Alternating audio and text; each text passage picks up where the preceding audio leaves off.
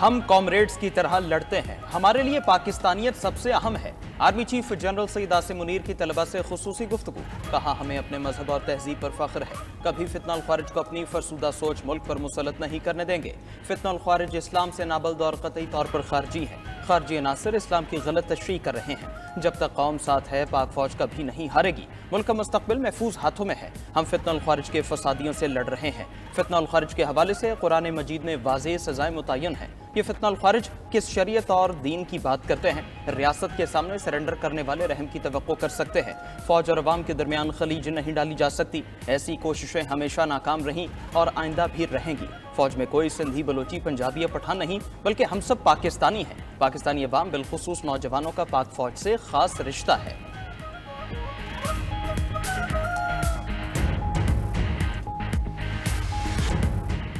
شاہی قلعہ لاہور میں champions trophy کی افتتاحی تقریب، chairman P C B Mohsin Naqvi, champions trophy کے ایمبیسڈر ٹم سعودی اور جے پی ٹیمنی کی شرکت۔ 2017 کی وننگ ٹیم بھی کپتان سرفراز کی قیادت میں شریک۔ کھلاڑیوں میں محمد حفیظ، اظہر علی، وہاب ریاض، عماد وسیم، حارث سہیل، شاداب خان، محمد عامر، جنید خان اور حسن علی شامل۔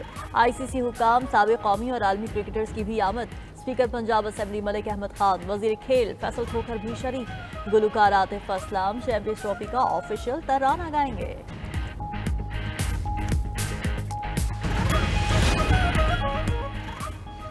پاکستان چیمپئنز ٹرافی کے لیے تیار ہے، 4 ٹیمز پاکستان آ چکی ہیں۔ Chairman P C B Mohsin Naqvi کا شاہی قلعہ میں افتتاحی تقریب سے خطاب، کہا ہم نے ایونٹ کے لیے بڑی محنت کی، سٹیڈیمز ریکارڈ وقت میں اپ گریڈ کیے۔ وفاق، پنجاب اور سندھ حکومت کے ساتھ سیکیورٹی ایجنسیز کا مشکور ہوں، ان کی مدد اور محنت نے چیمپئنز ٹرافی کرانا ممکن بنایا۔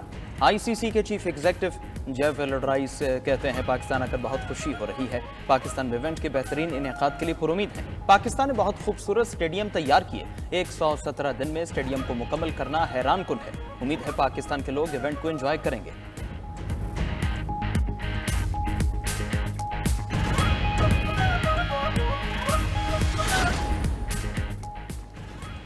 کسی کو بھی ریاست کو چیلنج کرنے کی اجازت نہیں دیں گے۔ ماضی میں بھی ہم دہشت گردی کا مقابلہ کرتے ہوئے کامیاب ہوئے۔ چیئرمین پیپلز پارٹی بلاول بھٹو کی میونخ میں میڈیا سے گفتگو، کہا چیلنجز ہیں اور ہم چیلنجز سے نمٹ رہے ہیں۔ بانی پی ٹی آئی سے جمہوری کردار کی کوئی امید نہیں، ملک کو بانی پی ٹی آئی کی سیاست سے پاک کرنا ہوگا۔ نوجوانوں کی مایوسی میں بانی پی ٹی آئی کا کردار ہے۔ تمام ادارے اور سیاستدان اپنے دائرے میں رہ کر کام کریں۔ ہم اپنے نوجوانوں کو ڈیجیٹل دور کے لیے تیار نہیں کر رہے۔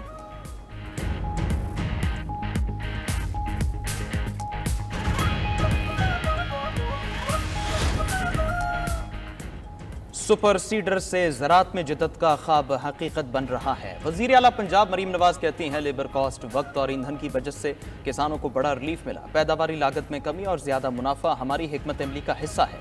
پنجاب میں سپر سیڈرز کے استعمال سے شاندار نتائج سامنے آئے۔ 1000 کاشتکاروں نے چند ماہ میں 57 کروڑ 95 لاکھ روپے کما لیے۔ صوبے میں گندم کی کاشت میں سپر سیڈرز کے ذریعے 330 ٹن بیج کی بچت ہوئی۔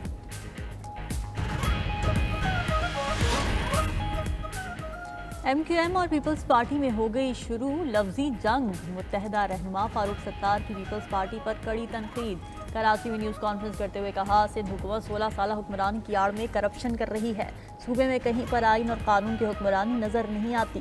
سندھ حکومت کی ناانصافیوں کا سلسلہ جاری ہے۔ کراچی میں پہلے ٹرانسپورٹ مافیا ہوتا تھا، اب ڈمپر مافیا گھوم رہا ہے۔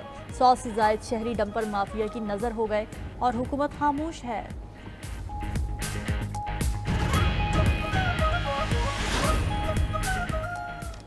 سینئر وزیر سندھ شرجیل میمن کا بھی فاروق ستار کو بھرپور جواب، کہا متحدہ حادثات کو بنیاد بنا کر کراچی میں فسادات کو ہوا دینے کی کوشش کر رہی ہے۔ فاروق ستار کی ہرزہ سرائی بے بنیاد جھوٹ اور منافقت پر مبنی ہے۔ متحدہ لیڈران ذہن نشین کرنے کے الزامات سے ان کا قد اونچا نہیں ہوگا۔ متحدہ نے ہمیشہ دوسروں کی میتوں کو اپنی سیاست کے لیے استعمال کیا ہے۔ سندھ حکومت عوام کے مسائل حل کرنے جبکہ ایم کیو ایم انتشار پھیلانے میں مصروف ہے۔ ترجمان سندھ حکومت سمیتا افضال سید نے جواب میں کہا ایم کیو ایم اپنا گھر کی رہی ہے نہ گھاٹ کی، متحدہ الزامات لگا کر عوامی ہمدردی سمیٹنا چاہتی ہے۔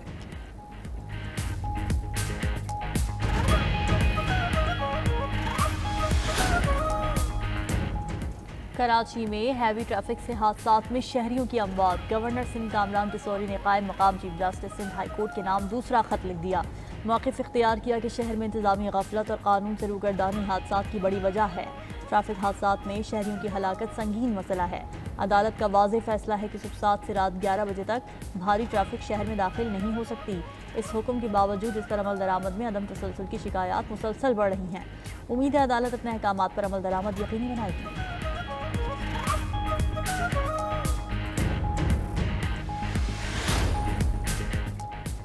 وزیراعظم شیخ بلاول بھٹو کے قریب ہے۔ سال 2 سال میں بلاول بھٹو وزیراعظم بن جائیں گے۔ گورنر پنجاب سردار سلیم حیدر کا پنڈی گھیپ میں عوامی اجتماع سے خطاب۔ کہا 2-4 سڑکیں اور فنڈ کی منتیں کرنے کا عادی نہیں۔ بلاول بھٹو وزیراعظم بنے تو اٹک میں ترقیاتی کام کروائیں گے۔ پاک فوج اور دیگر سیکیورٹی فورسز دہشت گردی کے خلاف شہادتیں دے رہے ہیں۔ دہشت گردی کے خلاف جنگ میں پوری قوم پاک فوج کے ساتھ کھڑی ہے۔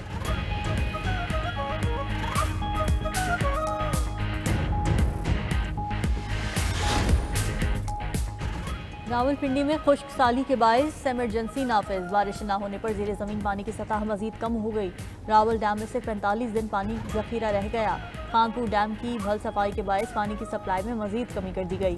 سروس اسٹیشنز اور گھروں میں گاڑیاں دھونے پر 1 ماہ تک پابندی عائد۔ بارشیں نہ ہوئی تو گاڑیاں دھونے پر پابندی میں توسیع کر دی جائے گی۔ ایم ڈی واسطہ کا کہنا ہے کہ راولپنڈی میں پانی کی یومیہ طلب 70 ملین گیلن ہے۔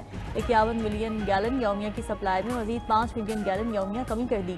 فروری اور مارچ میں بارشیں نہ ہوئیں تو پانی کا مسئلہ سنگین ہو جائے گا۔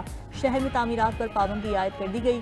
خلاف ورزی پر چالان ہوگا، پرچہ بھی کٹے گا۔ کسی گھر کی ٹینکی لیک ہوئی تو اس کے خلاف بھی کارروائی ہوگی۔ دوسری طرف واسا نے پانی ضائع کرنے پر 2 شہریوں کے چالان کر دیے۔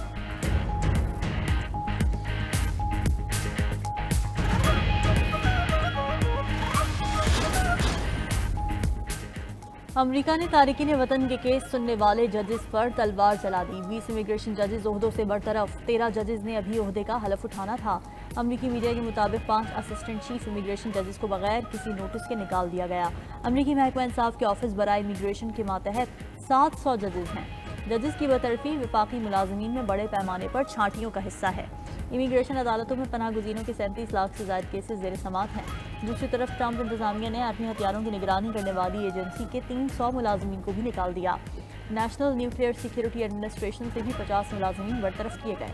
امریکی کانگریس کا اہم ایجنسی سے ملازمین کی برطرفیوں پر خدشات کا اظہار۔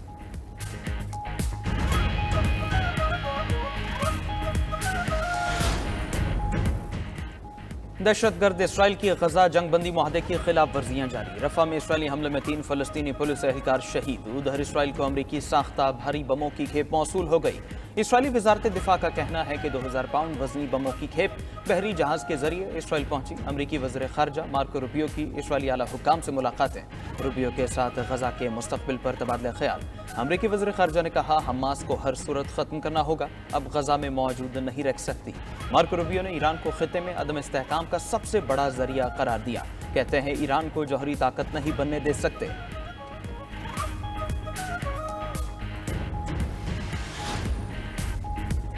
امریکہ کا اسٹیل کی درآمد پر 25% ٹیرف عائد۔ برطانیہ کا اپنی اسٹیل انڈسٹری کے تحفظ کے لیے منصوبوں کا اعلان۔ تعمیرات میں ملکی اسٹیل کے استعمال کی حوصلہ افزائی کی جائے گی۔ برطانوی بزنس سیکرٹری نے صنعت کو درپیش طویل مدتی مسائل حل کرنے کے لیے مشاورے کا آغاز کر دیا۔ اس سے قبل امریکی صدر نے 12 مارچ سے امریکہ میں درآمد تمام اسٹیل پر 25% ٹیرف عائد کرنے کا اعلان کیا تھا۔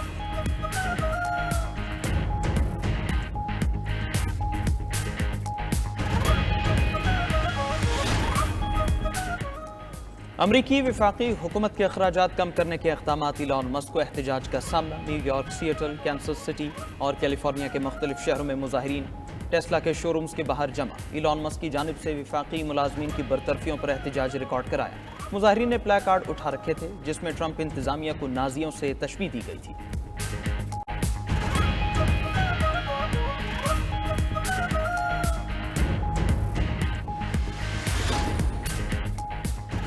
آسٹریلیا میں غیر ملکی سرمایہ کاروں کی جائیداد خریدنے پر پابندی عائد۔ آسٹریلوی حکومت کا گھروں کی بڑھتی قیمتوں سے نمٹنے کے منصوبے کا اعلان۔